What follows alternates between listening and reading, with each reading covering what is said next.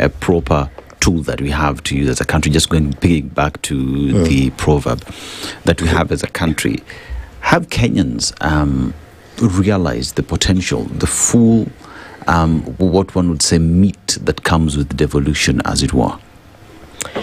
Very good question, Dennis.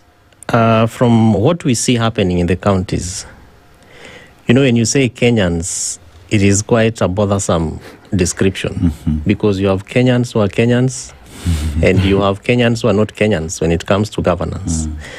So politically speaking, Kenyans who are Kenyans are those who are in leadership or basically political leadership positions. And so when you talk about devolution, the fruits of devolution therefore accrue to those Kenyans who are the real Kenyans, in inverted commas, and that is largely the political class. So the citizens who are a majority of Kenyans who are not Kenyans, in my view, have not understood the benefits of devolution. And that is why we still have health sector struggling. Doctors are on strike as we speak. Nurses were at the COG, Delta House a few days ago. We still have challenges with a huge sector, which is a breadbasket of the country, like agriculture.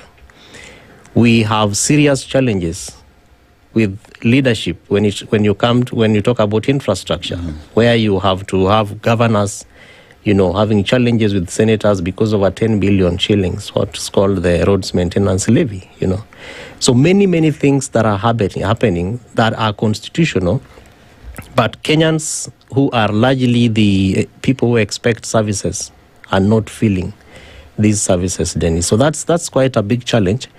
And a lot of these challenges ascribe to the political infrastructure, the political space that we have. And that is why, as Mheshimiwa Kigara says, we still have an audit of close to 68 billion shillings, or actually 168 billion, that is still held by national government on functions that are supposed to be sent to county governments, so that actually the counties who are the most closest to the citizens adjudicate and implement these functions. Why is it held?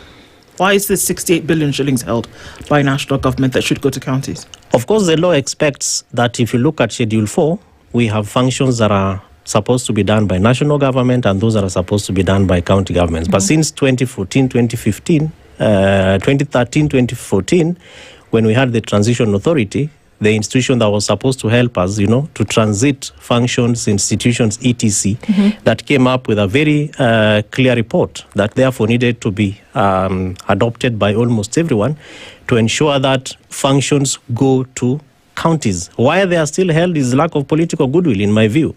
So that when we have like the devolution conferences, we have the who's in politics, the real Kenyans who are Kenyans come and say within 6 months, we are going to devolve these functions, but they are never done.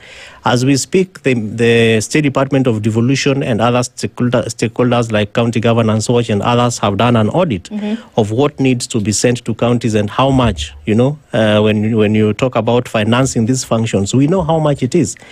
Why it can't be done, in my view, is just mere lack of political goodwill. Why it can't be done or won't be done, or then why